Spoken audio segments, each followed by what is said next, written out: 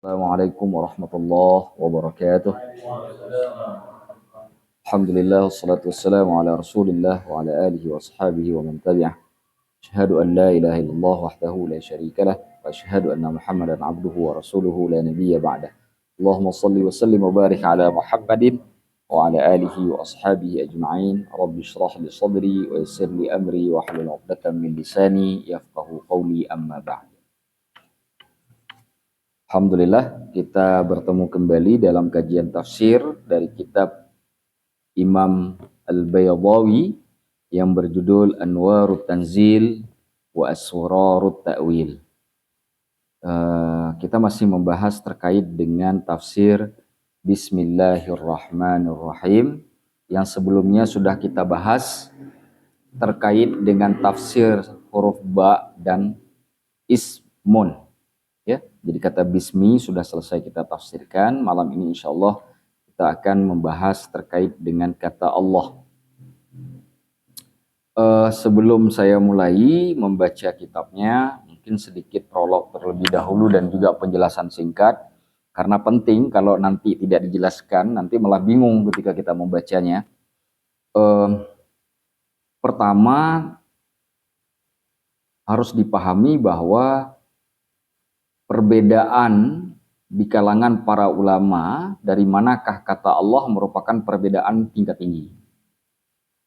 Kenapa di kalangan masyarakat tidak banyak dibahas? Karena ketidakmampuannya untuk memperhatikan atau memahami perbedaan-perbedaan tersebut, makanya tidak banyak yang membahas.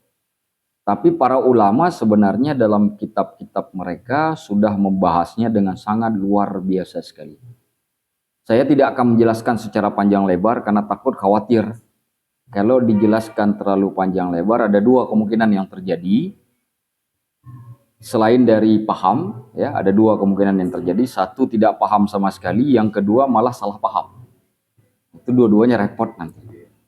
Kenapa alasannya itu bisa terjadi? Karena pembahasannya tidak hanya berpatokan kepada masalah penafsiran Al-Quran saja. Punya hubungan dengan keilmuan lain yang sangat-sangat erat kaitannya. Contoh terkait dengan pemahaman ilmu bahasa Arab. Jadi kalau nggak punya pemahaman yang dalam terhadap bahasa Arab, mustahil ini bisa dibicarakan secara panjang lebar. Kemudian karena pembahasan ini juga berkaitan dengan nama Allah, maka harus pada pemahaman terhadap penafsiran Asmaul Husna. Itu yang kedua. Yang ketiga, karena ini juga cakupannya dalam ruang akidah, nanti ada perdebatan terkait ilmu kalamnya, maka juga harus paham ilmu akidah sekaligus ilmu mantiknya.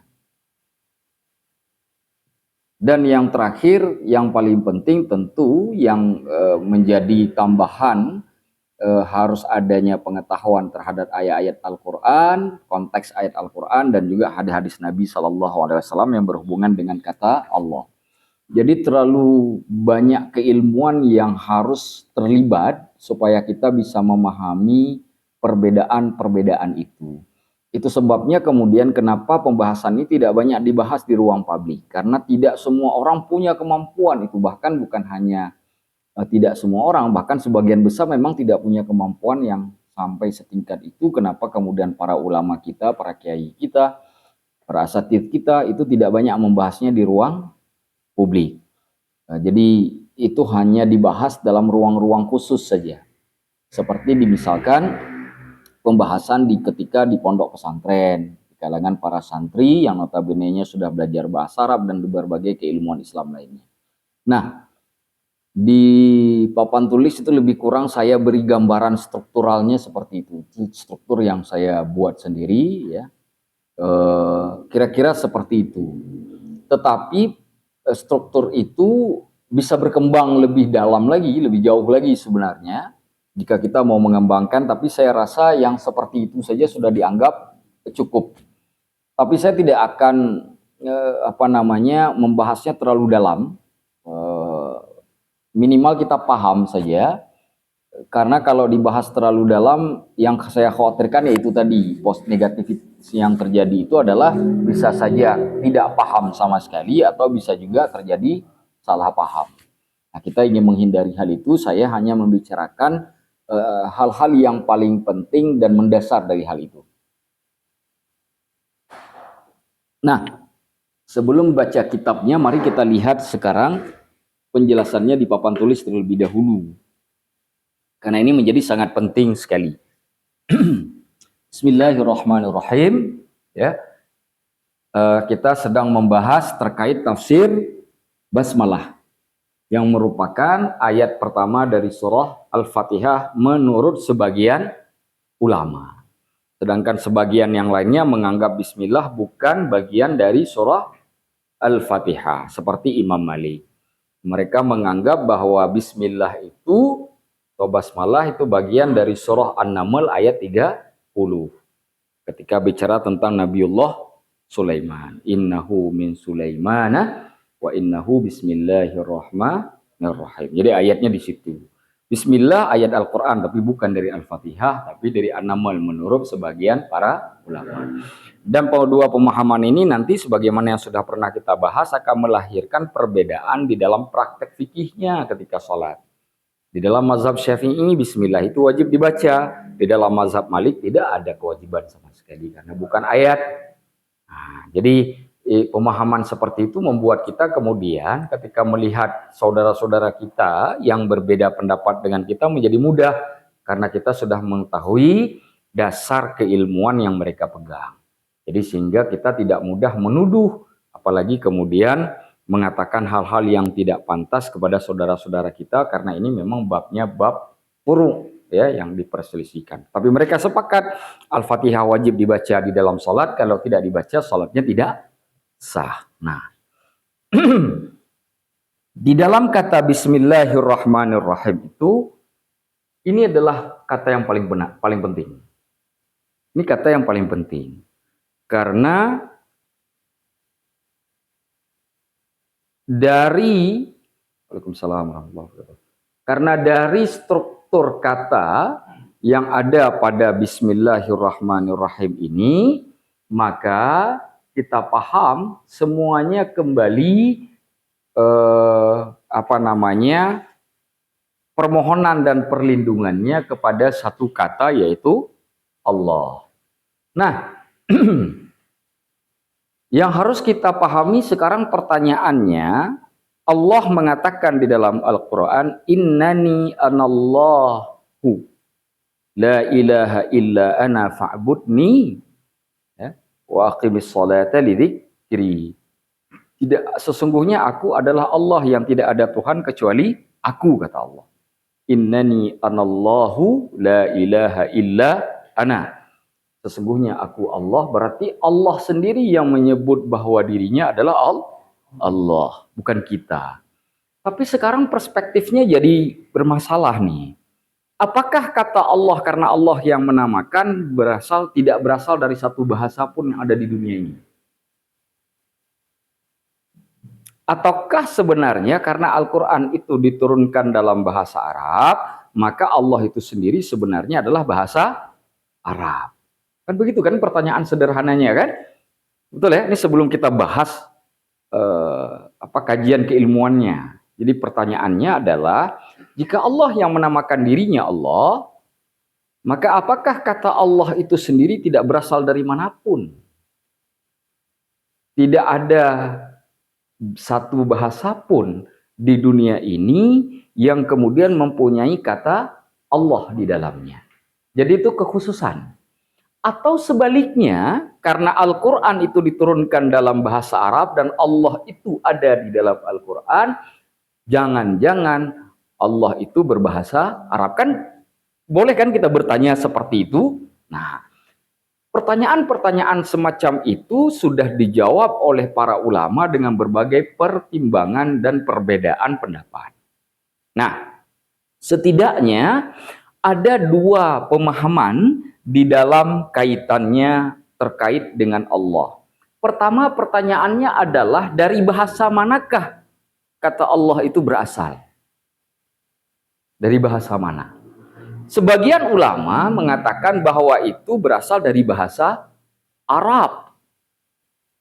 Kenapa bahasa Arab? Karena Al-Quran turunnya dengan bahasa Arab. Tapi pertanyaannya, Al-Quran kan turun di zamannya Rasulullah Muhammad. Bagaimana dengan penyebutan Allah sebelum Nabi Muhammad? Kan jadi pertanyaan tuh. Mereka mengatakan memang nama Allah sudah ada, meskipun Al-Qurannya turunnya belakangan. Tapi ada juga pemahaman yang mengatakan nama Allah itu bukan berasal dari bahasa Arab, tapi bahasa Suryani. Suryani itu Ibrani. Bahasa orang-orang ya Yahudi, Suryani. Nah, lalu kemudian diarabkan penggunaannya. Asal katanya adalah laha. Kalau di dalam bahasa Arabnya. Kalau dalam lidah orang Ibrani disebut dengan Elai. Ya, Eloi, Eli ya. Itu kan Elai, betul. Dari bahasa Ibrani. Sama mirip dengan kata ilahun, ya kan dalam bahasa Arab itu. Nah, pendapat ini bisa disebut begini. Karena bahasa Suryani atau Ibrani dengan bahasa Arab itu satu rumpun. Nama rumpunnya rumpun Semit. Kalau kita Indonesia, Malaysia, Brunei itu disebut rumpun Melayu. Nah, Arab, Bani Israel, Yahudi ya, itu rumpunnya adalah rumpun Semit. Saya pernah mengatakan dalam bentuk sebuah kritik keilmuan bahwa ketika Yahudi menggunakan kata antisemit itu sebenarnya sudah ada pendegradasian makna. Karena antisemit itu harusnya bukan hanya untuk Yahudi, termasuk kepada anti-Arab. Karena orang Arab itu juga orang rumpun Semit. Nah, gitu. Bisa dipahami ya? Nah, sehingga kemudian walaupun itu berasal dari bahasa Suryani, karena dia satu rumpun dengan bahasa Arab, sehingga ketika lahir ke bahasa Arab, artinya turunnya Al-Quran, maka tidak kemudian terjadi perbedaan yang sangat jauh. Berbeda kalau misalkan kata Allah itu bahasa Inggris ke bahasa Arab, kan jauh sekali nyebrangnya. Tapi kalau Suryani kan masih satu rumpun kan. Kalau orang Malaysia menyebutnya kerana, kita menyebutnya karena. Itu juga kan, nah, bila balik huruf aja kan. Nah, kalau mereka mengatakan anak kecil sebagai budak, kita mengatakan anak kecil, tapi kita paham kata budak, mereka juga paham kata anak kecil. Kan begitu kan? Cuma penggunaannya yang berbeda. Ini penyebutannya ada sedikit berbeda, tapi penggunaannya sama. Itu sebabnya kemudian mereka mengatakan begini, kalaulah itu bahasa Arab, bagaimana orang Suryani, orang-orang yang Bani Israel, yang keturunan Nabiullah Ishak, itu manggil Allah. Kalau ini bahasanya bahasa Arab, mereka tidak bisa berbahasa Arab, kan begitu? Ya kan? Maka lahirlah dua pandangan, Suryani dan Arabi. Bisa dipahami letak? Yang mana yang paling benar? Saya tidak di posisi mana yang paling benar. Saya hanya menjelaskan perbedaan yang ada di dalam kitab, tafsir, dan perbedaan pandangan di kalangan para ulama bahasa. Nanti kita lihat Imam Baydawi cenderung kepada pendapat yang mana. Itu saja nanti kita lihat. Karena kita ngaji kitab beliau kan.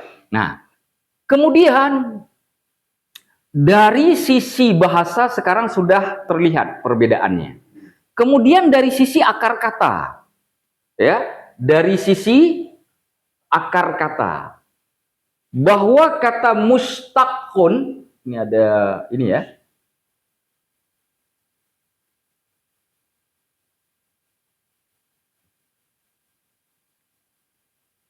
dari kata bahasa Arab sebagaimana bahasa Indonesia, setiap kata dalam bahasa Arab itu kan ada apa namanya akar kata. Kalau saya katakan pendirian, itu berasal dari kata berdiri, ya kan? Kalau saya katakan perjalanan, berarti berasal dari kata jalan, kan gitu kan akar kata. Nah, maka kemudian mereka membahas apakah kata Allah ini mempunyai bentuk akar katanya ataupun tidak. Dan itu persoalannya kan? Karena begini, setiap nama Allah yang 99 itu semuanya ada akar katanya. Ar-Rahman dari kata rahimah. Ya kan? Yang Maha Pengasih dari kata rahimah, rahmat. Ar-Razak dari kata razaqah. Ar-Razak yang Maha memberi rezeki dari kata razaqah, memberi rezeki. Kemudian kata as-sabur yang Maha sabar berasal dari kata sabara, sabat. Ya kan? Jadi semuanya ada akar katanya. Ada yang 99. Apakah Allah juga punya akar kata atau tidak? Kan itu pertanyaannya. Kalau yang Ar-Rahman sampai dengan Ar-Rasyid As-Sabur itu sudah selesai. Sudah tidak ada perdebatan. Nah sekarang dengan kata Allah. Lahirlah dua pendapat. Pendapat yang pertama mengatakan Allah itu punya akar kata. Kalau Ar-Rahman berasal dari Ar-Rahimah, saya tulis ya. Ar-Rahman berasal dari kata Ar-Rahmanu berasal dari kata Rahimah. Ya, 3 huruf kalau asal kata bahasa Arab. Maka Allah juga berasal dari kata Aliha.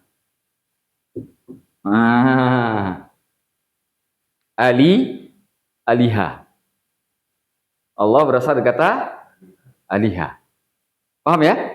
Berarti ini pendapat yang mengatakan bahwa kata Allah itu mempunyai akar kata dari sisi bahasa Arab.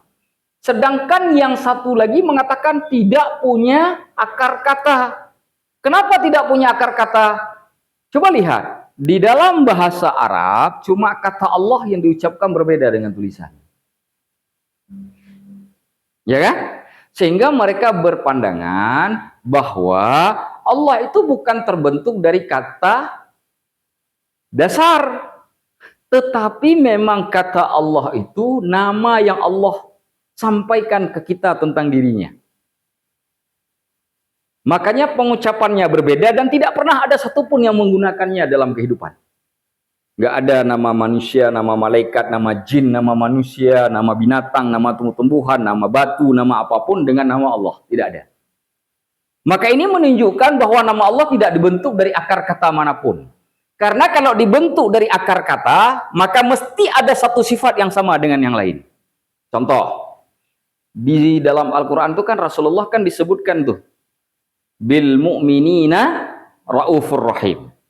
Rasulullah itu bagi orang mukmin rauf, maha penyantun, rahim, maha sayang. Nah, rahim Rasulullah digunakan kata yang merupakan nama Allah. Pertanyaannya sederhana, kenapa nama Allah dipakai ke Rasulullah?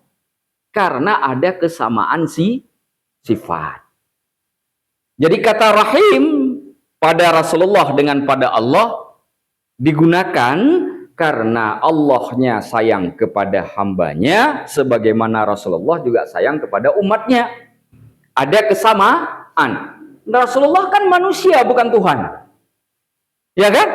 Tapi sifat pada Ar-Rahim itu ada pada Allah, juga ada pada Rasulnya Muhammad SAW. Nah, kalau itu terjadi pada Allah yang mempunyai akar kata, mesti di dalamnya ada makna atau sifat yang kemudian dibagi ataupun berserikat dengan makhluknya. Gitu kan pemahamannya? Betul nggak? Berarti hukum pada nama Allah sama seperti pada Ar-Rahman. Paham? Sudah paham sampai di sini dulu? Sehingga mereka mengatakan bahwa mustahil itu terjadi. Kenapa? Karena kata Allah tidak mengandung sifat tertentu, tapi merupakan nama untuk semua sifat yang ada daripada semua nama-nama yang ada di dalam Asmaul Husna. Mana dalilnya? Dalilnya tidak ada satupun yang punya nama Allah selain Allah. Maka mereka berpandangan bahwa nama Allah ghairu mushtaq, tidak terbentuk dari akar kata manapun. Baik dalam bahasa Arab maupun bahasa yang lainnya. Baik dalam bahasa Arab maupun dalam bahasa yang lainnya. Nah, kemudian terjadi perdebatan di kalangan para ulama. Yang mengatakan bahwa Allah tidak terbentuk dari kata apapun, itu pendapatnya termasuk Imam Asy-Syafi'i dan Imam Hanafi. Imam Asy-Syafi'i dan Imam Hanafi mengatakan kata Allah itu tidak punya akar kata. Tidak terbentuk dari manapun. Sampai-sampai di dalam kitab syarah Asmaul Husnanya Imam Al-Ghazali itu mengatakan, orang yang mengatakan Allah itu terbentuk dari suatu akar kata atau mempunyai kata dasar, itu orang itu disebut oleh beliau, sikap seperti itu disebut oleh beliau ta'assufun wa takallufun. Ta'assufun, apa kata ta'assufun? Sudah melampaui batas.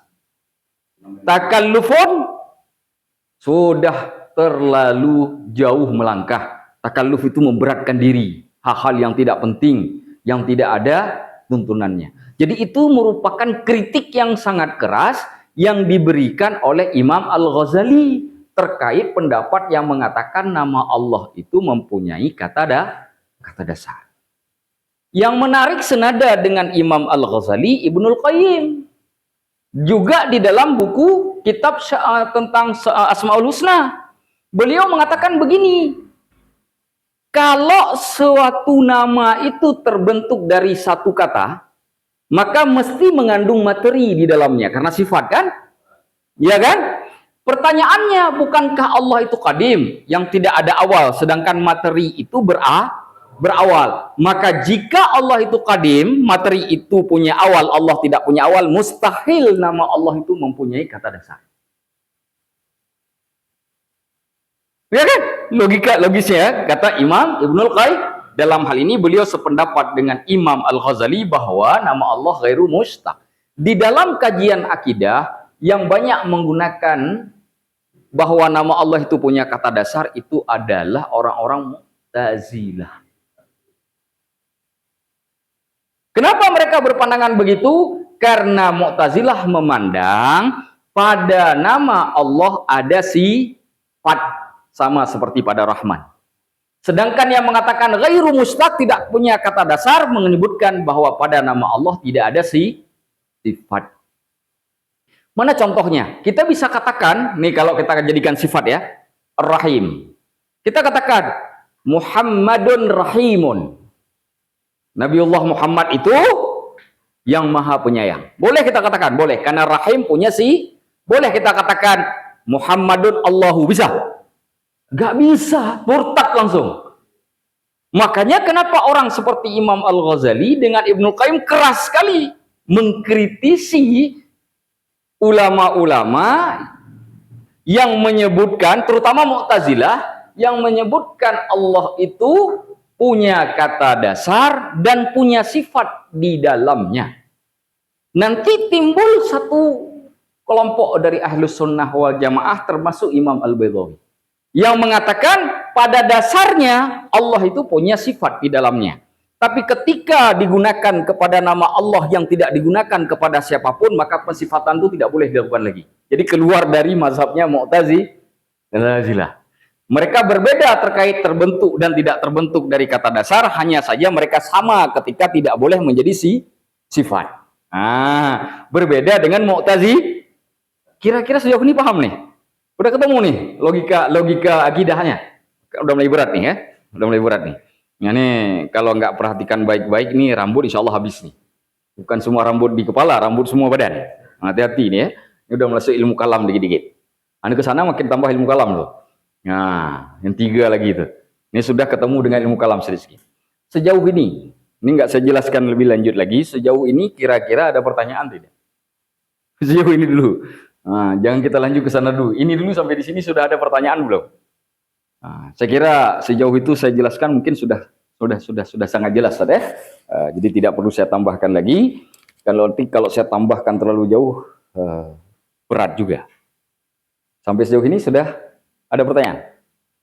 Apa? Jadi apakah nama Allah itu kan kadang-kadang nggak memiliki sifat? Nah, apakah tidak memiliki sifat itu menjadi tidak mempunyai akar kata? Kan kedua kan? Iya, betul. Allah itu mengandung semua sifat yang ada dalam Asmaul Husna yang lainnya. Tapi dia tidak punya sifat pada kata Allah itu sendiri. Kalau Ar-Rahman kan sifatnya maha kasih sayang.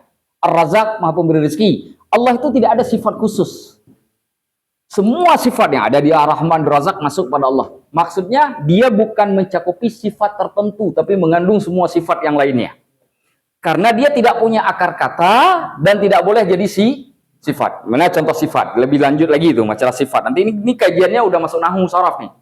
Nah, masuk nahwu nih, sifat wa mausuf, na'at man'ut. Nah, ini udah masuk. Makanya saya bilangin berat sedikit belajar bab ini nanti kemana-mana larinya. Saya bilang masjid itu merah. Boleh nggak saya bilang merah itu masjid? Boleh. Mana sifat, mana mausuf? Mana sifat, mana yang disifati? Merah itu masjid atau masjid itu merah? Walaupun saya balik kalimatnya. Nggak bisa masjid jadi sifat untuk merah. Nggak bisa. Nah itulah yang dimaksud oleh para ulama yang mengatakan bahwa Allah tidak punya kata dasar. Karena Allah tidak bisa menjadi sifat. Seperti masjid tidak bisa jadi sifat untuk merah. Tapi merah selamanya bisa jadi sifat untuk paham? Udah ketemu kan?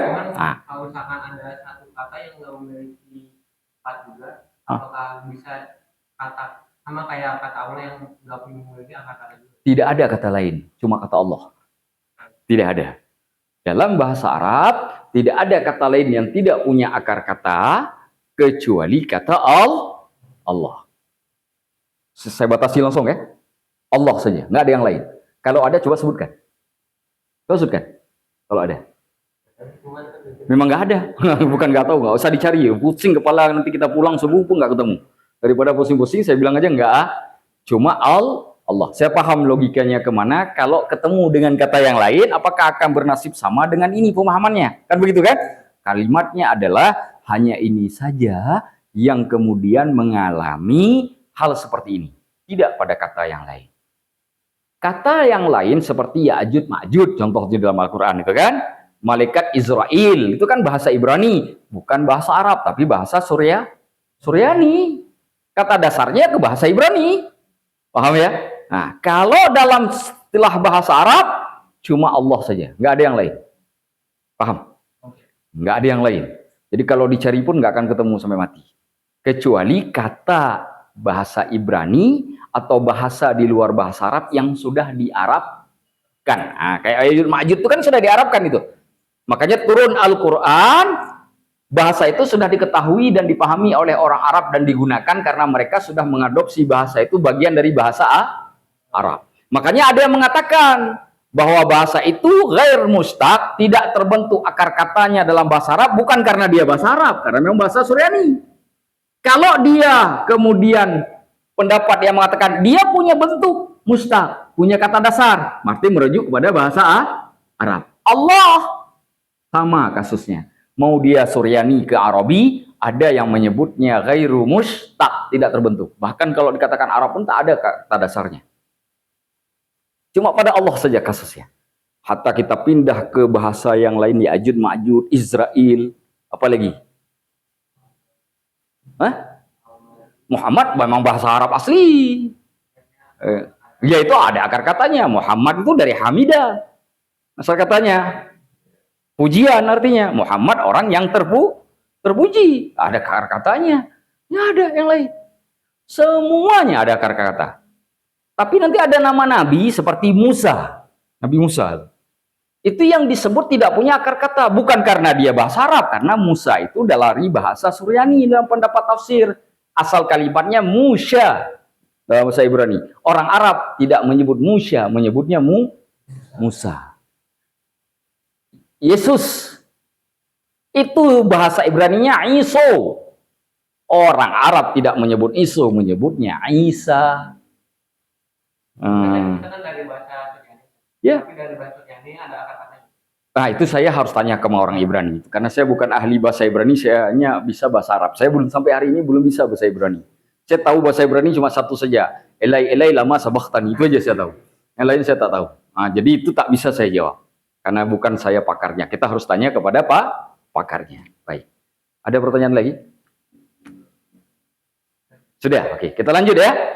Nah, sekarang kalau disebut bahwa nama Allah tidak mempunyai kata dasar, maka selesai sampai di sini pembahasannya. Ya kan? Tidak punya kata dasar, berarti nama Allah hanya nama satu-satunya milik Allah yang menunjukkan kekhususan yang ada pada zat Allah. Yang disebut dengan nama murni. Nama murni, yang di dalamnya tidak punya sifat khusus. Yang berbeda dengan nama-nama Allah yang lainnya yang mempunyai sifat khusus. Ar-Rahman ada sifat khususnya kasih sayang. Ar-Razzaq ada sifat khususnya memberi rezeki, ya kan? Al-Halim ada sifat di dalamnya lemah lembut, ya kan? Ada khusus-khusus tuh. Tapi kalau Allah tidak punya kekhususan, makanya disebut mengandung semua sifat karena dia tidak punya kekhususan dalam sifatnya. Berarti pembahasannya selesai sampai di sini. Makanya kenapa tidak ada nama satupun yang digunakan nama Allah, dan saya lebih cenderung ke pendapat ini. Ya. Walaupun nanti Imam Al-Badawi cenderung ke pendapat yang di atas. Hah? Ke atas nanti. Ada akar kata. Nanti maka kita baca nanti kitabnya. Nah, beliau cenderung ke sini. Cuma yang di mustaq ini yang mana, kan ada 3 nih. Nah, bagi yang berpendapat bahwa punya akar kata, lahirlah tiga mazhab, 3 pendapat. Apa 3 pendapat? Pertama, bahwa meskipun itu punya akar kata, akan tetapi, ya itu kalimatnya ya. Walaupun itu punya akar kata, akan tetapi. Nama Allah itu ismu alamin, kata benda alam. Alam ini tidak diterjemahkan. Kenapa isim alam itu disebut isim alam? Ingat, dalam isim alam itu ada 3 komponen.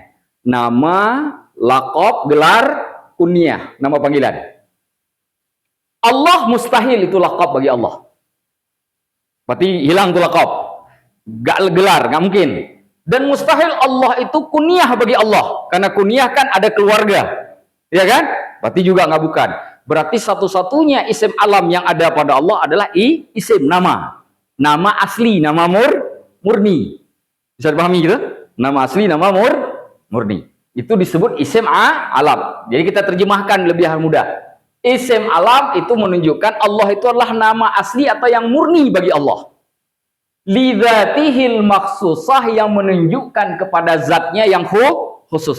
Kenapa disebut zatnya khusus? Karena berbeda dengan zat-zat yang lain. Clear sampai di sini? Dalam arti kata, kalau ini nama asli, nama murni bagi zat Allah, maka dia tidak bisa menjadi sifat. Jadi pendapat mazhab ini sama dengan pendapat mazhabnya ghairu mustaq. Bedanya saja mereka memandang ada akar kata. Yang ini mengatakan tidak akar kata, tapi hasilnya sama. Paham ya? Hasilnya sama. Akhir kesimpulannya, udah mulai pusing? Hah? Lumayan ya? Gimana yang menjelaskan? Kalau yang dengarkan yang pusing nih. Sudah ketemu ya? Saya ulangi sedikit lagi. Nah, perhatikan baik-baik biar nggak kacau pikirannya.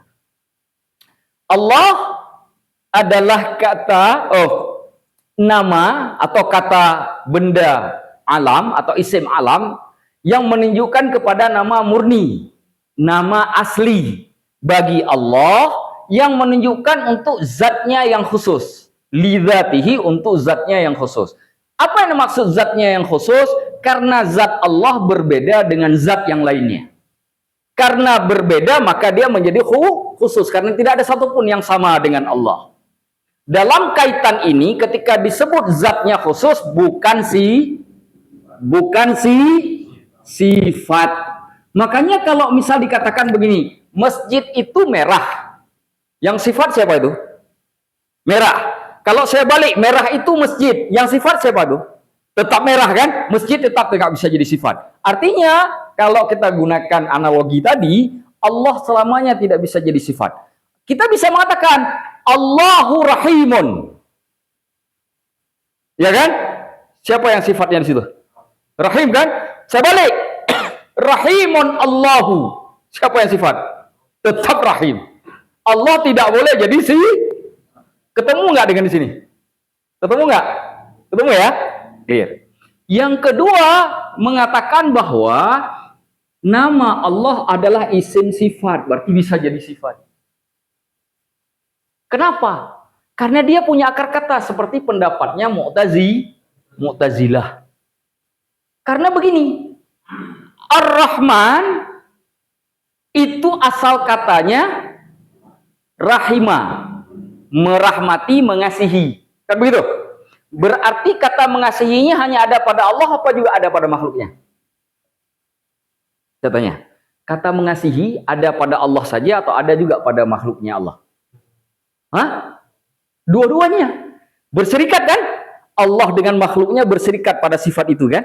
Allah punya sifat kasih sayang, makhluknya juga punya sifat kasih. Cuma bedanya di mana? Kasih sayang Allah tidak terbatas, yang punya kita Allah mutlak, kita nisbi. Tapi kan sama-sama punya. Ada perbedaan.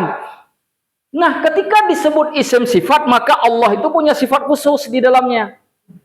Karena kata Allah salah satunya berasal dari kata aliha. Salah satu makna aliha itu artinya salah satu, ada banyak atau artinya. Salah satu makna aliha yang nanti kita akan baca di dalam kitab tafsirnya Imam Al-Baydawi, itu maknanya adalah kaget terkejut. Kaget dan terkejut. Sekarang pertanyaannya, apa yang kaget dan terkejut? Kalau Allah itu kaget, berarti yang bisa membuat makhluknya kaget. Kalau makhluknya kaget, berarti bisa dibuat kaget dengan apa yang diturunkan oleh Allah. Kan begitu kan maknanya? Sama-sama kaget, tapi sifatnya karena yang satu mutlak, yang satu nisbi. Makna yang lain. Nanti juga ada kata waliha. Selain aliha, juga berasal dari kata waliha. Waliha, walaha. Yang berarti tertutupi. Yang berarti tertutupi.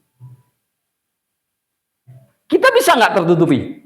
Nggak bisa, saya masuk kamar kan kalian nggak bisa lihat lagi. Tertutupi kan? Allah tertutupi tidak? Tertutupi, berarti nggak bisa kita lihat. Sama nggak? Maka inilah yang disebut dengan isim sifat. Bahwa yang sifat yang ada pada kata Allah juga ada pada makhluk. Inti pendapat Mu'tazilah. Ahlus sunnah tidak pakai ini.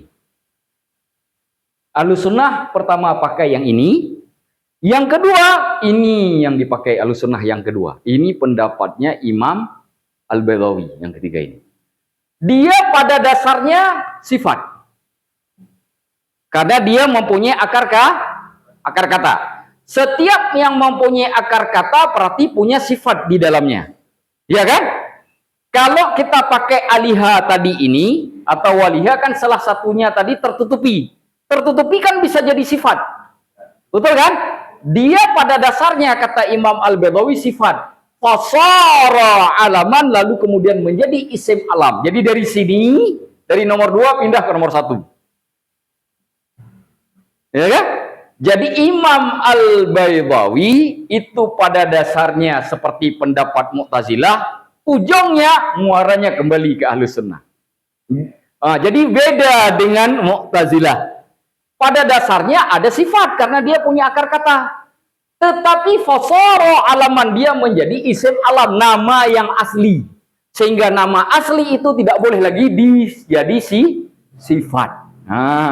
Dan itu hanya terjadi pada Allah. Nama yang lain bisa, Nabi Muhammad bisa dipakai sebagai sifat. Saya katakan mako Muhammadun, bukan namanya Muhammad, tapi menjadi orang yang terpuji. Sifat kan? Tapi Allah tidak bisa saya katakan mako Allahu, murtad.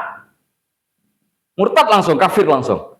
Jadi pada dasarnya dia sifat karena punya akar kata, ya kan? Tetapi dia kemudian menjadi isim alam, menjadi nama asli, nama murni yang tidak boleh dijadikan sifat. Jadi ada 3 nih. Ya, 1 dan 3 Ahlus Sunnah. Yang kedua Mu'tazilah. Saya lebih cenderung yang yang ghair mustaq, biar mati di sini. Pemahamannya ketemunya di sini nanti. Nah, ya, yang ghair mustaq pemahamannya ke sini. Nama Allah yang secara murni menunjukkan kepada zat Allah yang khusus, selesai. Nggak capek-capek kan? Nggak bingung-bingung kan? Nggak meledakkan kepalanya? Lebih mudah kita memahaminya. Inilah yang dikritisi tadi yang saya sampaikan oleh Imam Al-Ghazali dan Ibnul Qayyim Al-Jauzi.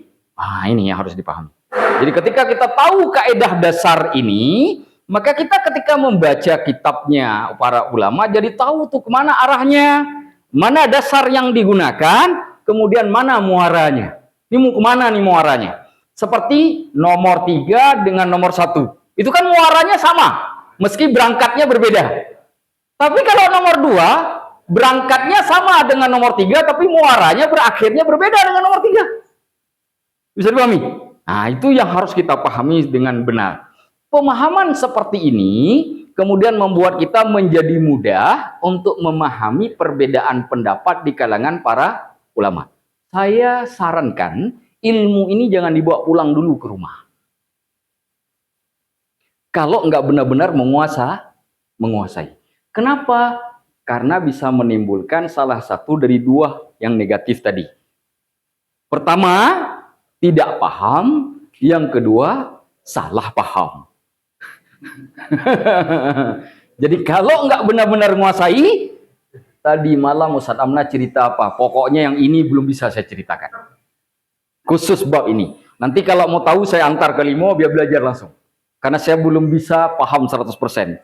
Kenapa? Ilmu terkait dengan ini melibatkan keilmuan banyak. Bahasa Arabnya terlibat, nahwu sarafnya terlibat, ilmu mantiknya terlibat, ilmu akidahnya terlibat, di samping juga nanti punya ilmu pendukung baik dari Al-Quran maupun hadis Nabi. Jadi banyak sekali ilmu yang terlibat dalam urusan perbedaan ini. Jadi kalau tidak punya kemampuan di semua ilmu, mendingan diam.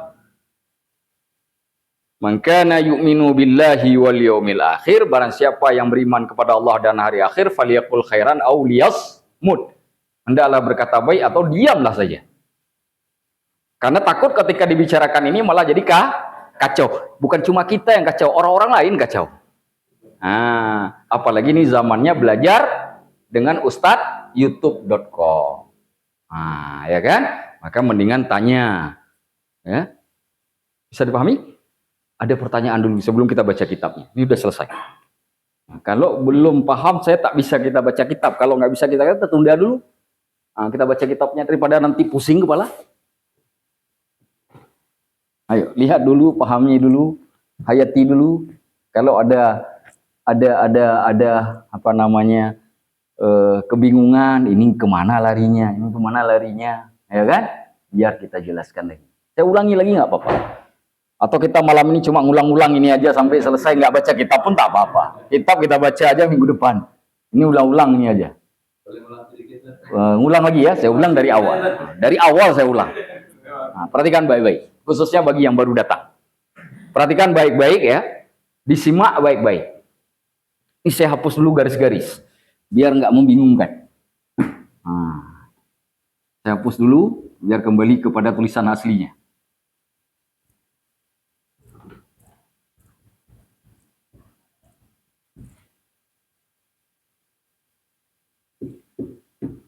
Baik.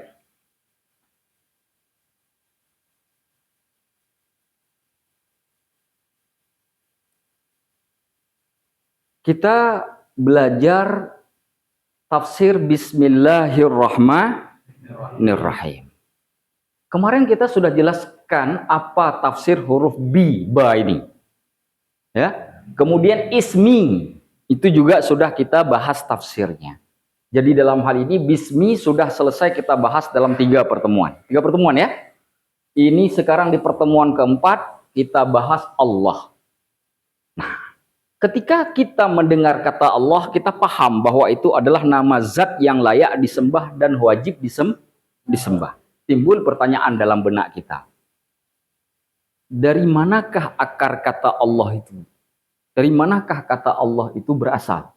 Kita baca Al-Quran, lalu kita temukan ayat.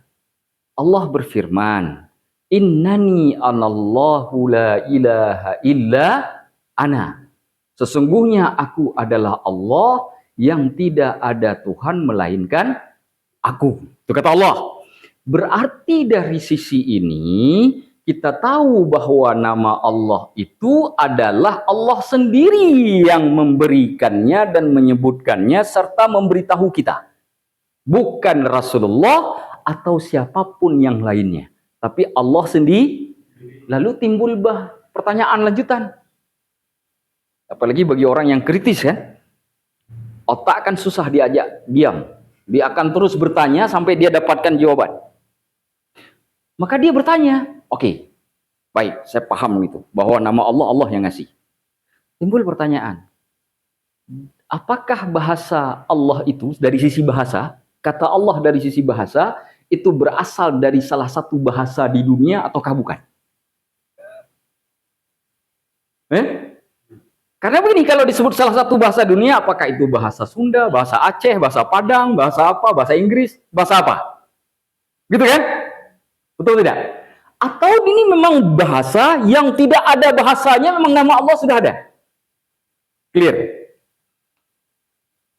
Lalu para ulama kemudian mengkaji begini. Bukankah Allah berfirman di dalam Al-Quran bahwa Al-Quran diturunkan dengan bahasa Arab yang nyata? Inna anzalnal Qur'ana bi'arabiyyin inna anzalnahu Qur'anan Arabiyyan. Sesungguhnya kami menurunkannya dalam bentuk Quran yang berbahasa Arab. Pertanyaannya, berarti bahasa Arab dong Allah? Kan Allah ada dalam Al-Quran. Ya dong. Mulai itu ketemu. Udah mulai ketemu. Berarti bahasa Arab dong. Kalau bahasa Arab, berarti dia bahasa Arab itu kan punya akar kata. Berarti kata Allah juga punya akar kata. Kan gitu kan? Betul kan? Pertimbangannya. Karena nih logika kita tidak bisa diajak diem, terus berpikir, maka kita katakan begini.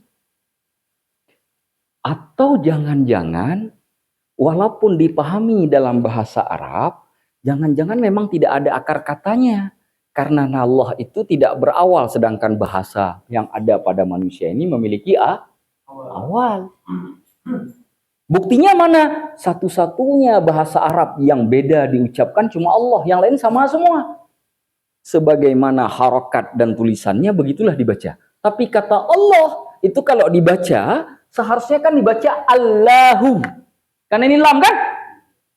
Tapi kenapa dibaca Allahu berbeda dengan tulisan?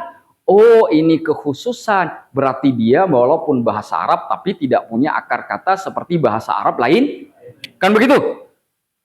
Jadi ini udah mulai bimbang nih. Ini benar nggak nih?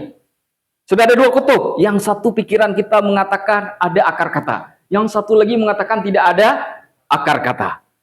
Karena kebingungan sendiri, kita bukalah kitab para ulama untuk mencari jawabannya. Ternyata dua-duanya kita temukan pendapatnya. Pendapat yang mengatakan bahwa Allah itu punya akar kata dari bahasa Arab, dan pendapat yang mengatakan Allah tidak punya akar kata dari bahasa Arab. Ternyata lebih jauh lagi, bukan hanya itu saja yang kita temukan.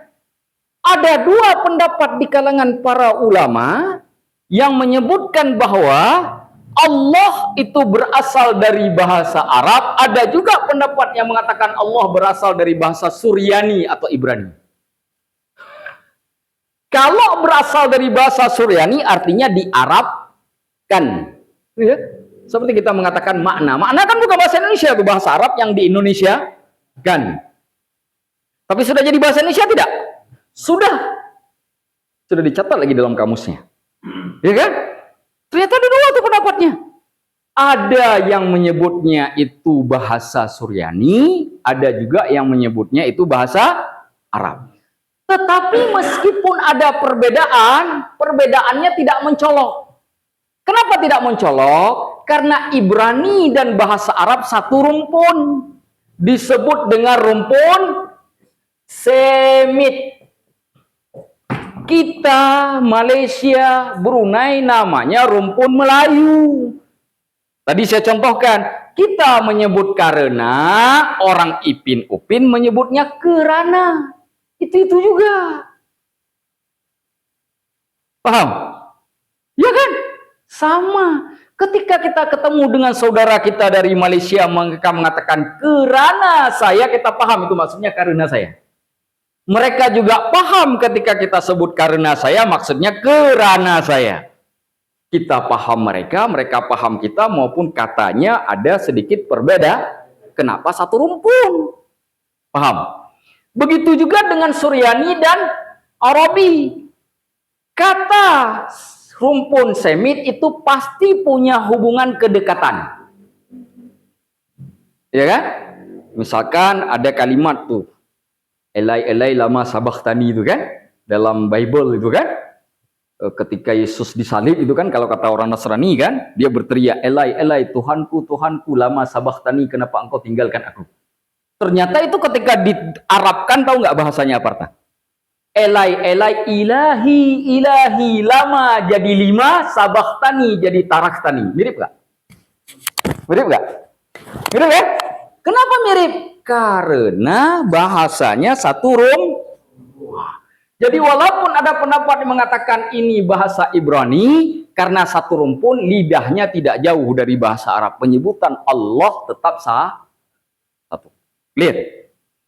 Yang kedua, ternyata kita temukan juga bahwa ada pendapat dari kalangan para ulama yang menyebutkan bahwa kata Allah ini mempunyai akar kata di dalam bahasa Arab.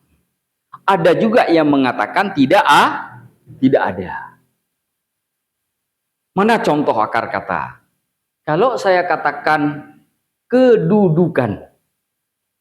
Apa akar kata kedudukan? Duduk. Betul?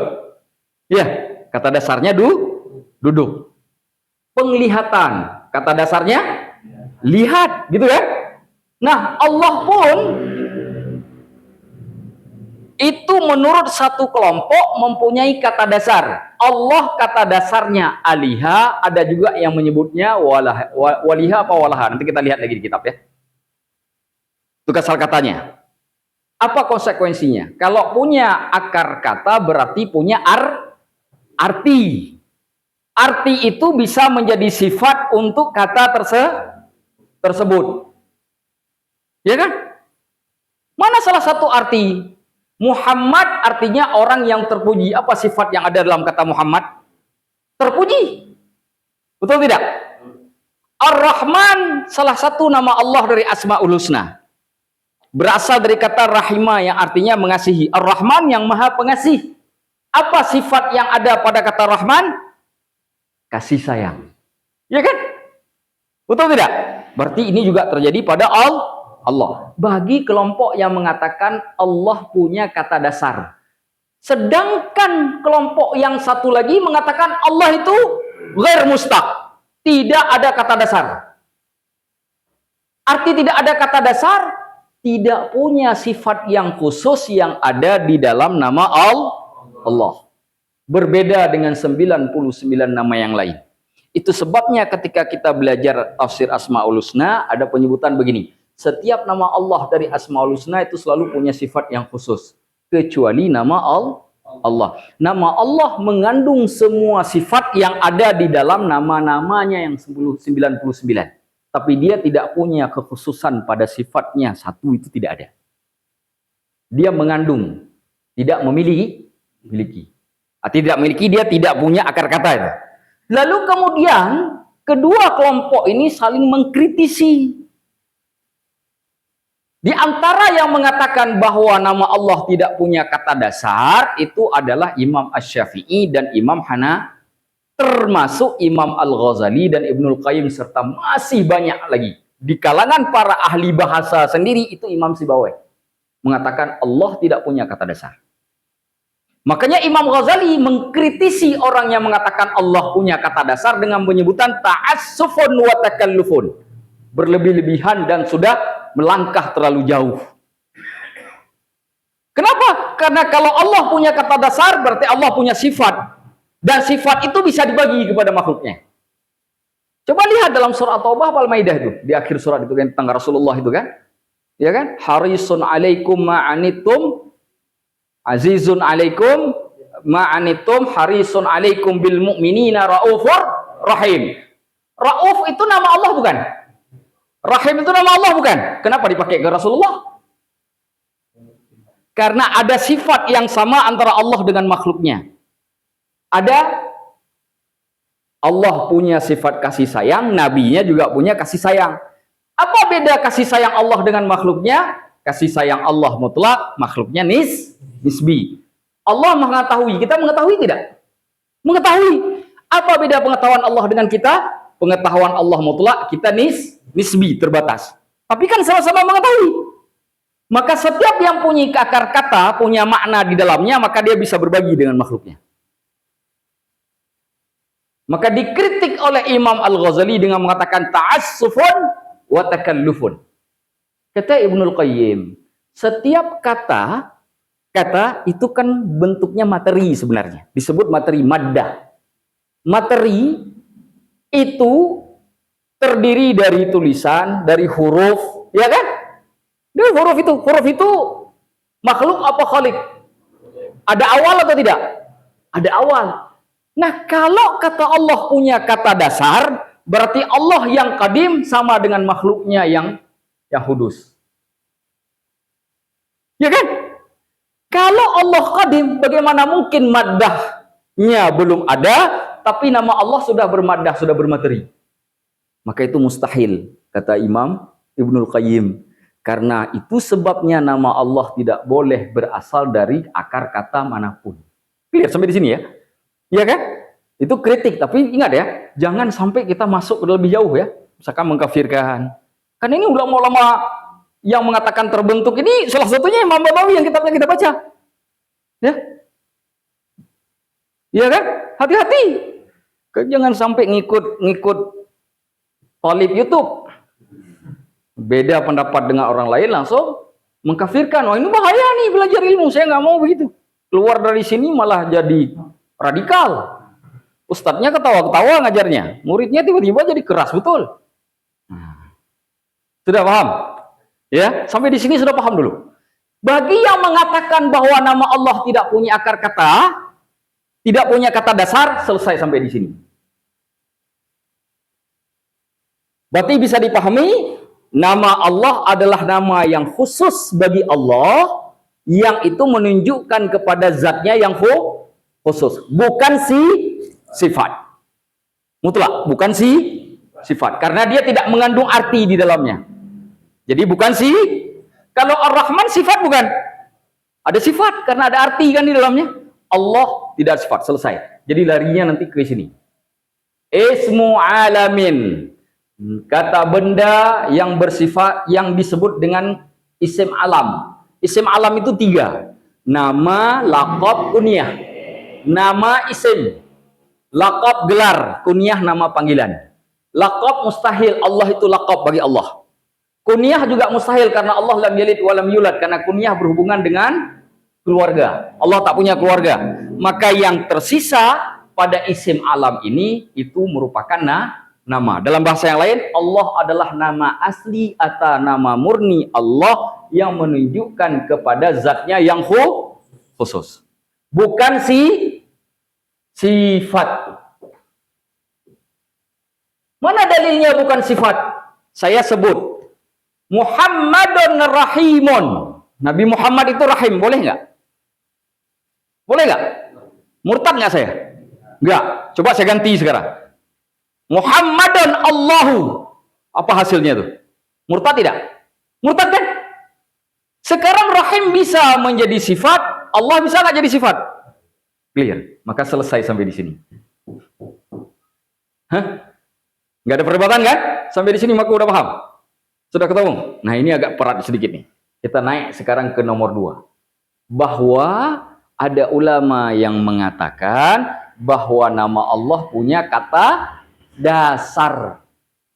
Mana kata dasarnya? Di antaranya aliha dan tidak, di antaranya nanti kita baca nanti, disebutkan. Nanti kita lihat lebih lanjut. Disebutkan apa dasarnya? Hah? Waliha ya, bukan walaha ya. Waliha ya. Nah, nanti diubah kalimatnya, wawnya diganti alif. Baik. Kata dasar. Tetapi kemudian mereka punya 3 pendapat, 3 pandangan. Pandangan yang pertama, meskipun Allah punya kata dasar, tidak boleh jadi sifat.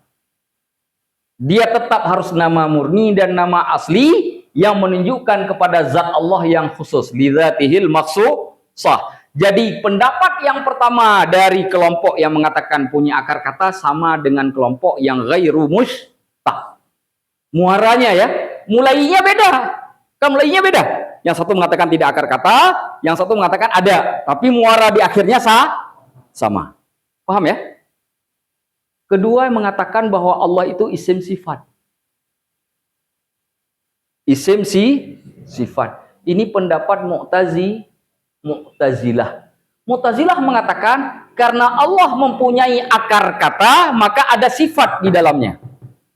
Sebagaimana Rahman itu juga ada sifat di dalamnya, maka menjadi nama sifat.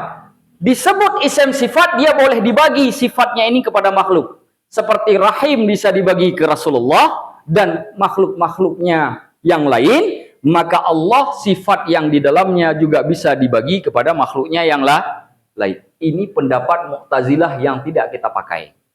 Saya langsung garis bawahi itu, coret. Tapi biar kalian tahu dasarnya. Jadi kalau ada orang ngomong itu nama sifat Allah, oh iya Mu'tazilah itu kan saya udah nyanyi Baydawi punya. Jadi ketemu kan? Yang ketiga ini pendapatnya Imam Al-Baydawi sendiri. Imam Al-Baydawi mengatakan bahwa nama Allah punya akar kata. Karena punya akar kata, pada dasarnya di dalamnya ada sifat. Asluhu wasfun, dia ada pensifatan di dalamnya. Fasara alaman, tapi sifat itu tidak boleh digunakan karena dia bentuknya adalah isim alam, nama yang murni. Nama yang murni dan asli tidak boleh digunakan untuk pensifatan. Artinya muaranya juga sama kembali ke nomor 1. Paham? Udah mulai kacau kan otak kan? Udah mulai kacau kan? Mau diulang yang 3 kali? Udah ketemu ya? Alhamdulillahirrabbilalamin. Silakan tanya kalau mau tanya. Silakan. Tapi sifatnya diserahkan ke Allah artinya gitu maksudnya. Enggak, tidak digunakan, bukan diserahkan ke Allah. Memang tidak boleh digunakan. Stop. Dia boleh digunakan sifat itu kalau kembali ke kata dasar, tapi kalau sudah menjadi kata Allah, sifatnya tidak boleh digunakan lagi. Stop di situ. Berbeda dengan 99 nama. Jadi makanya disebut fasara alaman. Maka dia menjadi isim alam. Artinya isim alam bukan lagi isim sifat. Hilangkan sifatnya. Walaupun ada kandungan sifat tidak boleh digunakan. Karena konsekuensinya jadi paham ya? Tidak boleh digunakan. Stop. Muaranya kemana? Ke sini juga. Bahwa nama Allah, walaupun pada dasar dari sisi bahasanya itu ada sifat, tapi karena dia sudah jadi nama yang murni dan asli bagi Allah, maka dia bukan lagi isim tamat lah. Ketemu kan? Ketemu nggak? Sudah? Ada lagi pertanyaan nggak? Nah, jadi bukan apa namanya diserahkan ke Allah maknanya, tapi tidak boleh digunakan karena artinya ada dalam benak kita kan, ada dalam pikiran kita arti itu tidak boleh digunakan. Seperti tadi saya katakan, Muhammadun Rahimun. Nabi Muhammad itu Rahim. Boleh saya gunakan. Tapi kalau saya katakan Muhammadun Allahu jadi masalah besar itu. Betul tidak? Makanya yang menafsirkan Qul huwallahu ahad huwa itu dengan Muhammad jadi punya masalah dalam teologi Islam, dalam akidah Islam. Katakanlah huwa Muhammad Allahu ahad. Allah itu adalah satu seperti yang ada dalam kitab Insan Al-Kamil itu, karangan Imam Al-Jili. Itu jadi masalah. Yang meyakini itu dalam pemahaman Ahlus Sunnah wal Jamaah disebut murtad. Karena menyamakan Rasulullah dengan Allah. Karena kita tidak menyembah Rasulullah, menyembahnya Allah. Sehebat-hebatnya Rasulullah haram untuk disembah. Paham? Sampai di sini paham dulu ya. Sudah ketemu tuh. Nah itu nggak boleh saya panjangkan lagi. Karena ini nanti masuk bab akidah. Terlalu jauh nih. Nah cukuplah sampai di situ. Tanya dulu yang sudah saya jelaskan, jangan ditanya lebih dari itu. Nanti meledak pula. Saya tak tanggung jawab. Marah orang di rumah ke saya. Ini ngaji ke rumah Ustaz Amna kok pulang-pulang nggak ada rambut, gimana ceritanya? Ayo, ada yang ditanyakan? Itu silakan tanyakan. Kalau kita nggak baca kitab malam ini nggak apa-apa, kita jelaskan dulu bacanya minggu depan, 2 minggu lagi. Tapi ingat, sebelum datang ke sini nanti nonton dulu. Karena biar nggak bacanya jadi, aduh lupa kemarin dijelaskan. Nah, jadi kacau juga baca kitabnya nanti. Karena ini panjang juga, ini ada berapa ini? 1, 2, oh ada 3 alinea ini, 3 paragraf. Panjang juga ini. Udah jam 10, udah 1 jam. Hah? Apa? Kayaknya harus diundur, udah 1 jam nih udah.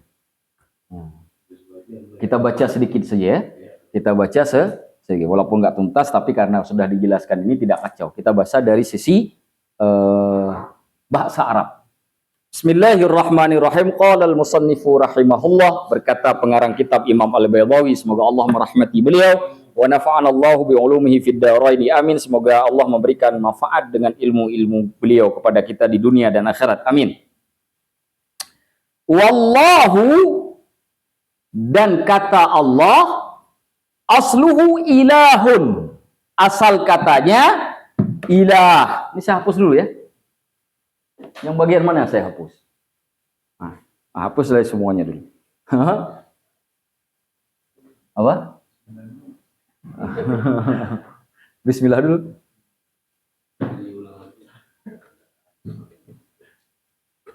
Ini baru Bismillahirrahmanirrahim, belum, udah 4 kali pertemuan. Yang Rahman-Rahim kita 7 kali pertemuan. Ini yang kelima. Subhanallah, 5 kali pertemuan Bismillahi saja. Berarti tamat Al-Fatihah tahun depan. Subhanallah. Itu yang saya maksudkan, bagaimana ilmunya orang dulu beda dengan ilmu kita hari. Kita ngajarin Bismillah, kalau dikasih waktu oleh yang undang ceramah 2 jam, setengah jam sudah selesai. Kita bahas. Itu pun sama ketawa-ketawanya juga. Ya kan? Ulama dulu ketika mengarang dengan serius, ketika kita bahas, kita kan bukan menulis nih, membaca dan membahas yang beliau tulis. Butuh waktu 5 kali pertemuan hanya untuk sampai Bismillahi. Ar-Rahman-Rahimnya belum masuk tuh, masih ada 2 kata lagi, ada Ar-Rahman, ada Ar-Rahim. Kalau pun kita tafsirkan sekaligus, minimal butuh 1 atau 2 pertemuan lagi. Selesai. Berarti 7 kali pertemuan Bismillah, 6 sampai 7 kali. Subhanallah. Nggak penuh otak kita dengan ilmu itu. Ya kan? Gimana itu? Subhanallah. Luar biasa ilmunya para ulama. Semoga Allah merahmati para ulama kita. Baik. Kata Allah, Allahu. Asal katanya itu adalah ilahun. Nah, itu asal katanya. Yang biasa disebut la ilaha illallah, ilah itu. Nah, bagaimana cara merubahnya? Disebutkan oleh Imam Al-Baydawi di sini, fahudifatil hamzah, hamzahnya dibuang, berarti tinggal lahun. Nah, dibuang hamzahnya. Ya kan? Hamzah itu maksudnya alif. Dibuang hamzahnya. La tinggal lahun. Ini ilmu saraf ya. Wa'uwidha anha, diganti alif yang dihilangkan itu dengan al-alifu wal lam, diganti dengan alif dan la, alif dan lam. Mirip enggak? Udah sama? Udah sama? Itulah itu jadinya itu. Itulah cara membuat kata Allah di sisi bahasa. Itu kata Imam Al-Baydawi. Walidzalika qila, oleh sebab itu dikatakan ya Allahu, ketika memanggil Allah tidak boleh pakai ya ilahu, tapi ya Allahu, karena alif lam ma'rifah menunjukkan kepada nama Allah satu-satunya yang tidak ada nama lain. Maka tidak boleh diputus ya Allahu, nggak boleh. Kenapa tidak boleh diputus? Baca ada tuh bil qat'i, hamzahnya hamzah qat'i, bukan hamzatul wasli. Kalau hamzatul wasli dibacanya seperti di surah Al-Hujurat, bi'sal ismul fusuq, bukan bi'sal ismul fusuq, bi'sal ismul fusuq. Itu baca Qur'annya. Apa dasarnya baca begitu? Hamzahnya hamzah wasal. Udah kita bahas pertemuan yang lalu. Yang nggak paham hamzah wasal dan qat'i, nonton video sebelumnya. Ya kan? Biar dapat ilmunya. Nah, dibacanya dengan bil qat'i. Tidak boleh dibaca ya Allahu. Tapi ya Allah Sempurna. Ya Allah, ya Allah. Ya kan? Bil qat'i hamzahnya dihidupkan, tidak boleh dimatikan. Tidak boleh disambung. Nah.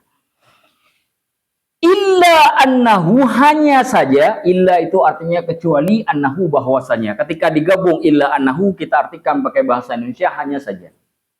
Illa annahu, hanya saja nama Allah itu mukhtassun, hanya dikhususkan bil ma'budi, dengan zat yang disembah, bil haq, yang cuma ada kebenaran, yang lain tidak ada kebenarannya. Nyembah batu tidak ada kebenaran, nyembah manusia tak ada kebenaran, nyembah malaikat tak ada kebenaran. Hanya Allah lah satu-satunya sesembahan yang benar. Clear sampai di situ ya? Wal ilahu, sedangkan kata ilah ini, fil asli, dari asal kata dalam bahasa Arab, likulli ma'bud, digunakan untuk setiap yang disembah. Jadi kalau saya sembah batu, maka batu itu jadi ilah. Kalau handphone disembah, handphone jadi ilah.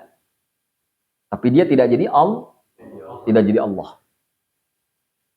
Ketika sudah berubah perubahannya tadi, dengan menghilangkan satu alif lalu ditambahkan alif dan lam, maka dia tidak hanya digunakan kepada semua sesembahan. Hanya digunakan untuk satu sesembahan yang maha benar. Tapi kalau tidak digunakan perubahan tadi, hanya menggunakan kata ilah, dia yang mana saja boleh disembah. Umum, makanya diartikan ilah itu tuh Tuhan biasanya dalam bahasa kita.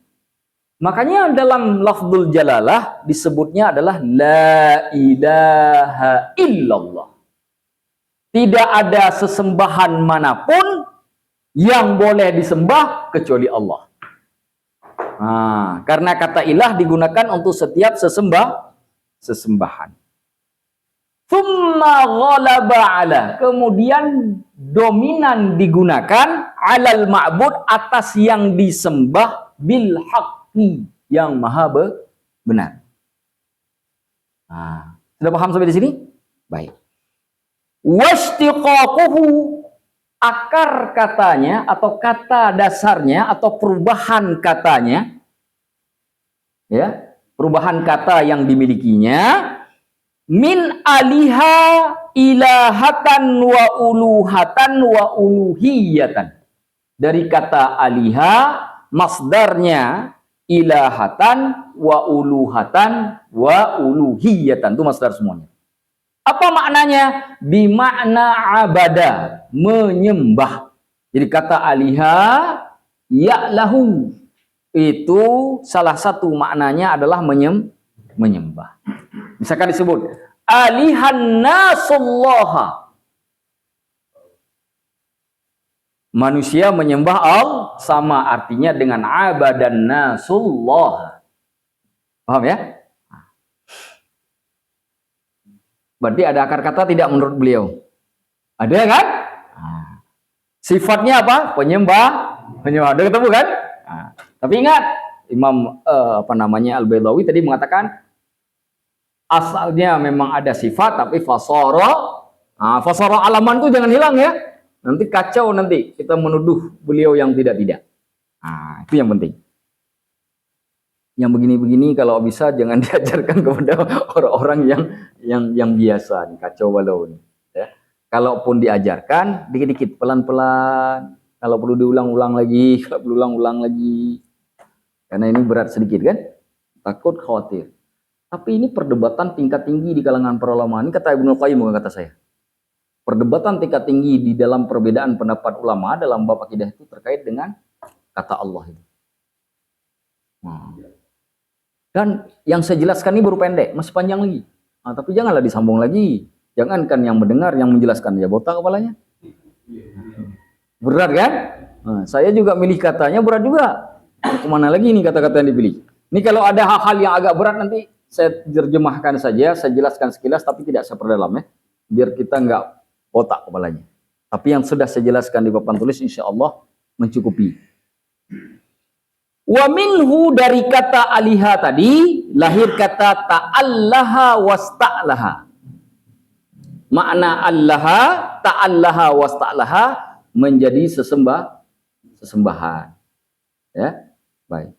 Wa qila, dan dikatakan, berarti ada pendapat yang mengatakan bahwa kata Allah itu dari kata aliha juga, tapi maknanya idza tahayyara, apabila kemudian membingungkan atau menjadi kacau balau. Tahayyara, kacau balau, punya keterbatasan.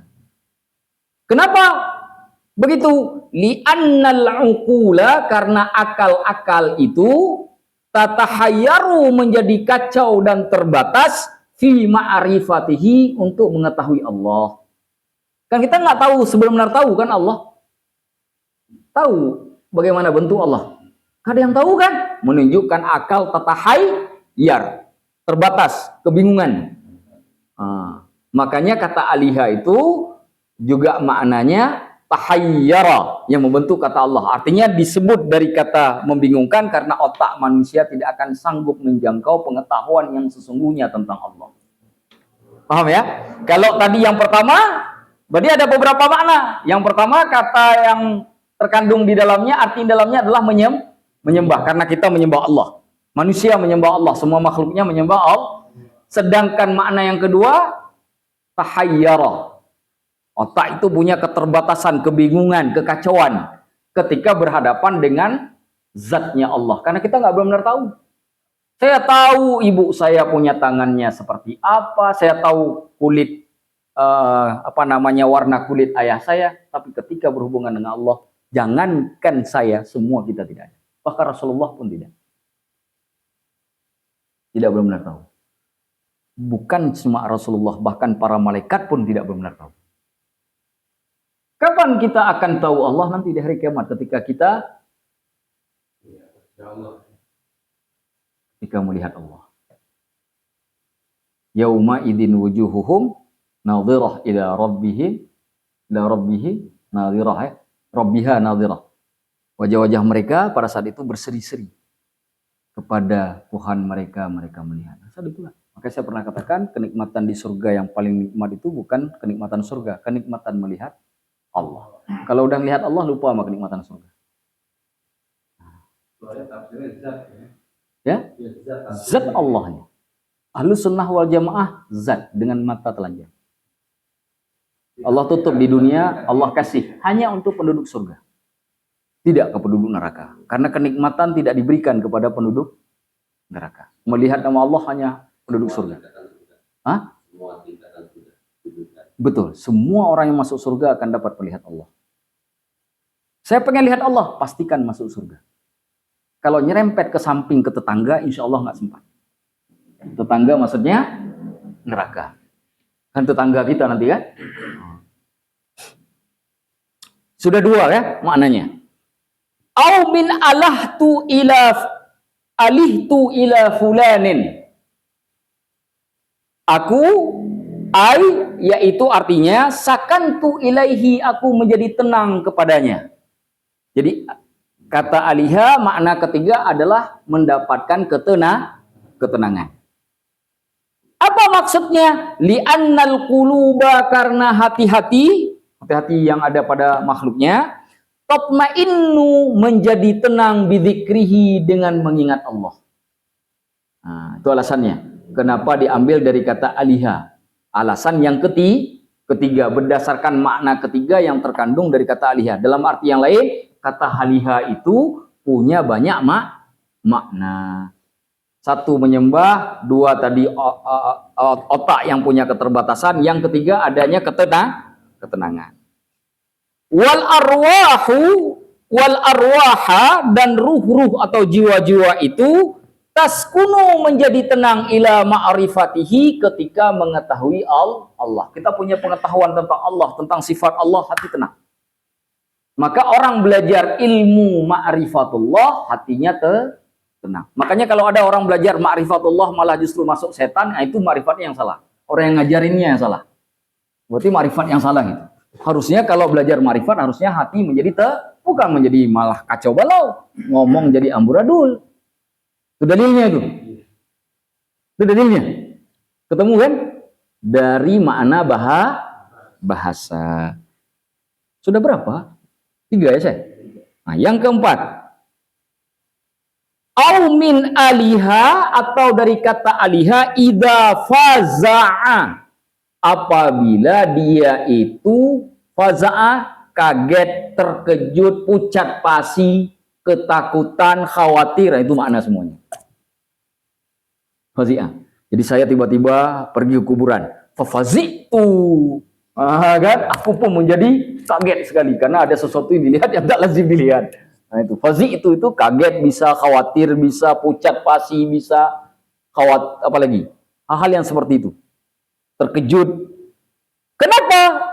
Seperti itu, min amrin, daripada urusan, nuzila alaihi, yang diturunkan atasnya. Makanya Rasulullah ketika datang malaikat Jibril, datang Iqra, apa yang terjadi? Gemetar kan? Gemetar kan? Itulah maknanya. Oh, kalau Nabi gemetar, apalagi kalau kita dikasih wahyu. Oh, hancur hidup kita. Maka cuma Nabi yang dikasih wahyu. Maka kalau ada orang bukan Nabi ngaku dapat wahyu, maka mesti dapatnya dari sebangsanya lah. Nggak mungkin, karena dia mesti takut, fazi'ah. Nabi kan begitu kan? Iqra ya Muhammad. Bahkan kalau kita lihat selang beberapa lama, beliau kabur ke rumah kan? Lari beliau ke rumah, mengatakan kepada Sayyidah Khadijah, zammilini, selimuti aku, selimitu aku, dengan badan bergetar kan?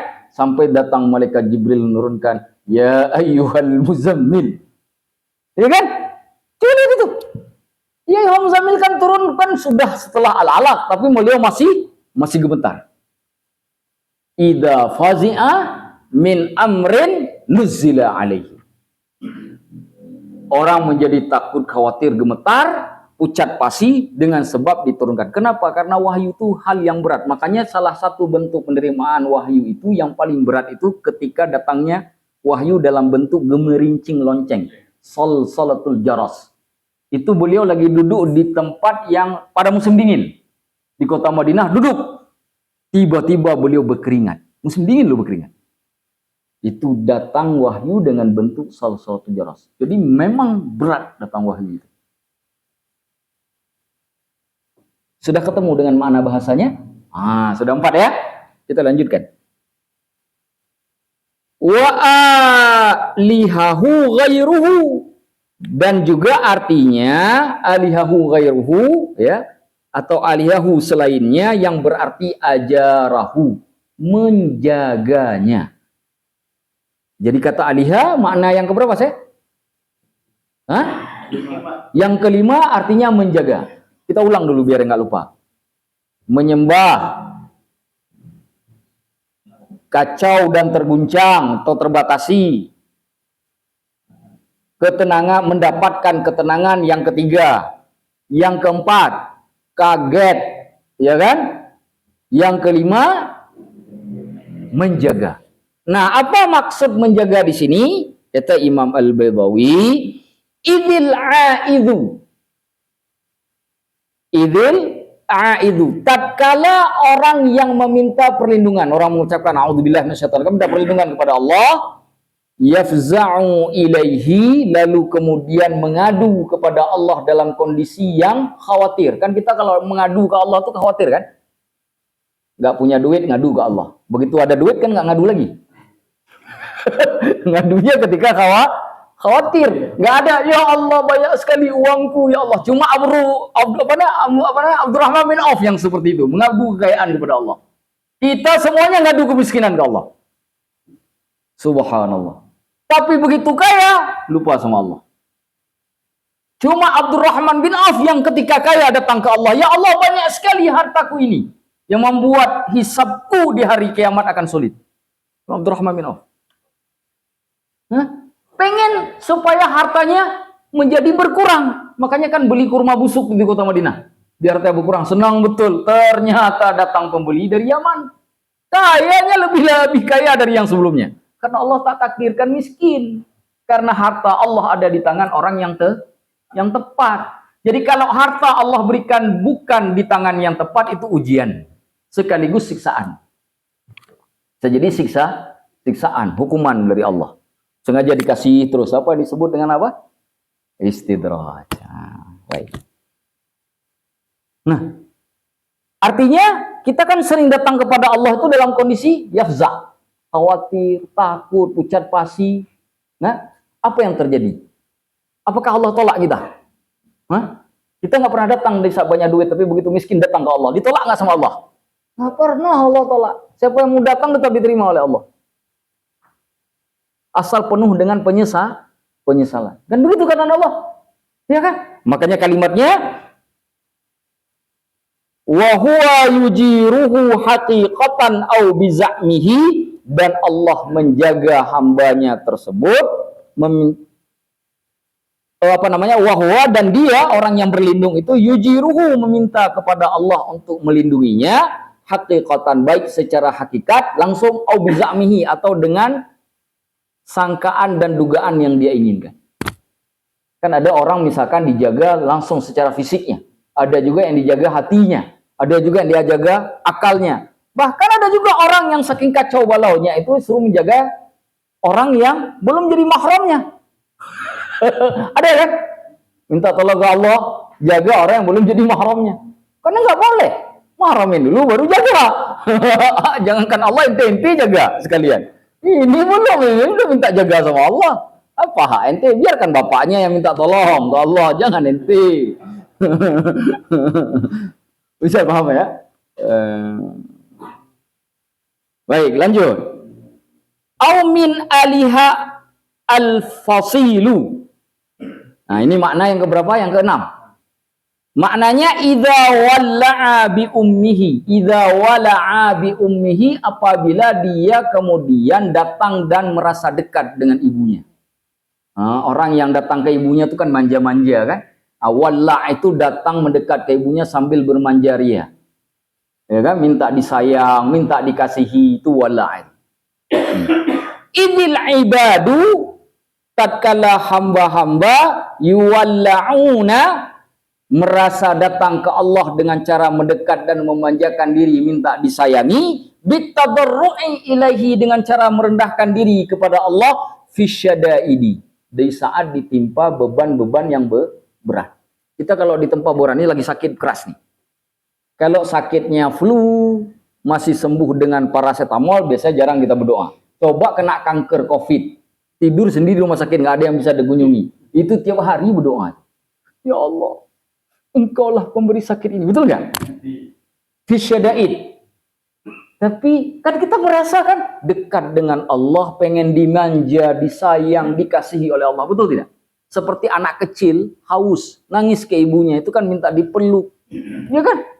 Betul tidak? Nah, itulah makna alihah yang keenam. Semuanya berhubungan dengan kata Allah bagi yang memandang bahwa Allah punya kata dasar. Mana lagi? Au min waliha, atau dari kata waliha. Idza tahayyara, apabila kebingungan, wa takhabbata aqluhu, dan akalnya runtuh, jatuh. Nah, maksudnya apa? Wa kana asluhu wilahun, asal katanya wilah. Fakullibatil wawu hamzatan, huruf waw diganti dengan huruf hamzah, jadi ilahun. Ya kan? Asalnya wilahun. Wawnya diganti alif jadi ilahun. Kenapa diganti Ustaz? Dalam ilmu sharaf listithqalil kasrati 'alaiha, karena beratnya pengucapan huruf waw dengan harokat kasrah. Wilahun atau ilahun yang lebih ringan? Ilahun kan? Maka diganti oleh orang Arab, mengucap wilah itu lebih berat daripada ilah, diganti. Kalau huruf sakit itu bisa ganti-ganti dia. Alif, waw, ya, tapi ada kaidahnya nanti ganti-gantinya. Enggak bisa ganti sembarangan. Nah, ada kaidahnya dalam ilmu sharaf. Baik. Istithqala dhammah fi wujuhin, sebagaimana beratnya menyebut kata dhammah dalam beberapa bentuk. Faqila, maka dikatakanlah ilahun.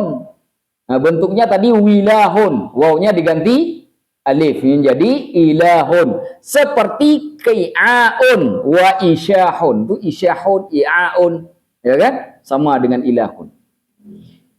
Wa yarudduhul jam'u, dan ketika dibuat untuk kata ilah bentuk jamaknya ala alihatin, dijamak atas bentuk alihah. Asal katanya aulihatun. Nah, wawnya diganti alif. Nah, asalnya begini. Ini tadi wilahun, satu pendapat kan? Wilahun. Wawnya diganti alif jadi ilahun. Ketika ditulis jadi ilahun. Nah, gitu kan? Wilahun, ilahun jadi begini. Karena lamnya sudah dipanjangkan, tidak lagi ditulis begini. Ya. Kemudian ketika dijamak ilahun menjadi alihatun. Ya. Asal katanya karena ini huruf waw, au lihatun. Kenapa jadi alihatun? Wawnya diganti alif. Nah, diganti alif. Dibaca alihatun. Kan itu panjang kan? Karena alif yang satu berharakat, yang satu sukun, maka digabung menjadi diberi begini, tanda pedang di atasnya. Menjadi alihatun. Nah, itu dasarnya dari sisi bahasa Arab. Tapi nggak usah panjang nih, pusing kepala nanti. Nah, kita lanjut saja. Ini biar tahu saja.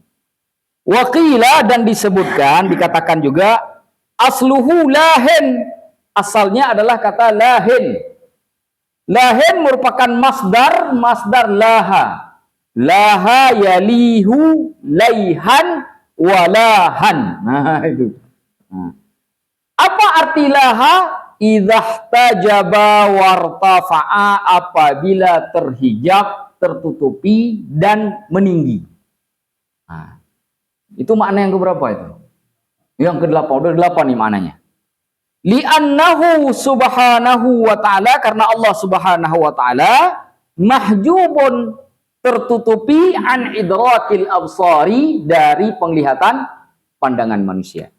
Wa murtafi'un, dan meninggi atau menjadi tinggi, ala kulli syai'in, atas segala sesuatu. Allah paling tinggi. Wa amma la yaliqu bihi, dan dari apa-apa yang tidak sesuai dengan Allah. Misalkan Allah kita katakan melihat tapi terbatas, itu kan tidak pantas bagi Allah. Allah lebih tinggi dari itu. Wa yashhadu lahu qaulu syair, lalu disaksikan penggunaan kata laha ini, laha yalihu laihan ini, pada kata ilahun itu, Allah itu dengan sesuai kalimat syair, kahalfati min abi riyahin. Ini ada beberapa macam kalimatnya. Di sini abi riyah. Dalam kalimat yang lain seperti dinukilkan oleh Ibnu Mandur dalam kitab Lisanul Arab, itu kahalfati min abi rabbahi. Jadi abi rabbah, ianya diganti jadi ba. Seperti sumpah yang berasal dari Abu Rabbah. Yushhiduha, disaksikan sumpah tersebut, lahuhul kubaru, oleh para petinggi yang besar. Nah, para petinggi itulah dikatanya para petinggi. Maka Allah disebut dari laha, artinya Allah meninggi. Baik. Selanjutnya pembahasan akidah, pembahasan bahasa sampai di situ saya kira sudah cukup dulu nih. Daripada meledak kan, lebih baik kita sabar sedikit-sedikit. Ini sudah 1,5 jam, insya Allah lain lagi kita sambung lagi. Semoga pembahasan malam ini setidaknya sudah memberikan nuansa baru, pemahaman baru terkait dengan penafsiran Bismillahirrahmanirrahim. Yang paling penting begini, ini yang paling penting. Yang paling penting, terlepas adanya perdebatan dan perbedaan pendapat di kalangan para ulama terkait dengan kata ilah, terkait dengan kata Tuhan, yang kemudian membentuk kata Allah, sesungguhnya pendapat yang paling kuat adalah Allah adalah isim alam. Itu yang ingat, itu yang harus diingat. Itu kesimpulan itu harus dimasukkan ke dalam otak. Allah itu isim alam. Apa yang maksud isim alam? Nama yang murni dan asli bagi Allah. Karena begini, ada saya lihat YouTube orang Inggris yang mengatakan yang menterjemah Allah itu dengan kata God, Tuhan. Enggak, Allah tidak boleh terjemahkan dengan Tuhan. Yang boleh diterjemahkan dengan Tuhan itu kata ilah, bukan kata Allah. Karena Allah itu nama nggak boleh diterjemahkan. Amna, Dari kata aman, boleh diterjemahkan. Siapa yang ngomong Ustadz yang tadi merasa aman? Boleh begitu? Enggak boleh. Siapa nama nabimu yang terakhir, orang yang terpuji? Enggak boleh, harus sebut nama, tidak boleh diterjemahkan. Maka kemudian ketika disebut Allah itu isim alam, menunjukkan bahwa Allah itu nama asli dan nama murni yang tidak boleh diterjemahkan. Lidzatihil maksusah, yang menunjukkan kepada zat Allah yang khusus. Kenapa menunjukkan kepada zat Allah yang khusus? Supaya karena kita tidak tahu zat Allah itu seperti apa. Maka butuh sebuah nama yang Allah berikan kepada kita supaya kita bisa tahu siapa yang kita sembah. Itu yang disebut zat maksus, karena berbeda dengan zat yang lain. Tapi ingat, Allah meskipun menurut sebagian ulama mempunyai kata dasar dan ada makna dan sifat yang terkandung di dalamnya, ketika menjadi isim alam, nama asli dan nama murni, tidak boleh lagi sifat itu digunakan. Karena kalau digunakan, maka nama Allah boleh disebut kepada manusia, makhluk. Lalu nanti lahir anak kita, siapa namanya? Namanya Muhammad Allah. Astagfirullahaladzim. Kacau tuh. Tapi kalau Rahim digunakan oleh Allah dalam Al-Quran untuk Rasulnya. Iya kan? Rauf digunakan untuk Rasulnya. Karena persamaannya bukan dari sisi nama, tapi dari sisi sifat yang dikandung. Allah tidak bisa seperti itu. Itu yang harus dimasukkan ke dalam kepala. Supaya jadi akidah. Jadi tauhid. Menjadi keyakinan. Karena kata Imam Al-Ghazali, la tuqbalul ibadatu, tidak diterima ibadahnya, mimman la ya'riful ma'bud, bagi orang yang tidak mengetahui zat yang disembah. Bagaimana kita dihargai oleh presiden kalau kita kenal pun tidak dengan presiden? Ya kan? Sama seperti orang lain perlakuannya. Tapi coba kalau saya punya kedekatan khusus, beda nggak perlakuannya? Beda. Begitu juga. Kalau saya tidak kenal Allah, apakah ibadah saya bisa diterima? Tidak. Maka masukkan itu sebagai pemahaman akidah yang diyakini genggam dengan kuat, supaya ibadah kita kemudian menjadi sah dan diterima oleh Allah Subhanahu wa Ta'ala. Sambil kemudian kita sempurnakan dengan sifat Allah yang lainnya yang ada dalam surat Al-Ikhlas, Qul huwallahu ahad, Allahus samad, lam yalid wa lam yulad wa lam yakul lahu kufuwan ahad, yang di dalam hadis Nabi SAW disebutkan, siapa yang membaca surat Al-Ikhlas, dia sama dengan membaca thuluthul Quran, sepertiga Al-Quran. Tapi janganlah dipahami kemudian baca 3 kali Al-Fatihah mengaku sudah khatam Al-Quran. Bukan begitu maknanya. Sudah berapa kali khatam hari ini? 30 kali. Surat apa itu? Al-Ikhlas. Berarti udah 10 kali Al-Quran. Taman. Oh, enggak begitu. Rasulullah mengajarkan khatam Al-Quran dibaca dari surah Al-Fatihah sampai An-Nas. Jangan surah Al-Ikhlasnya saja. Nah, ya, faedahnya ada, tapi pahala hurufnya nggak dapat nanti. Wallahu a'lamu bishawab. Saya kira sampai di sini saja. Semoga bermanfaat. Tolong doa khatam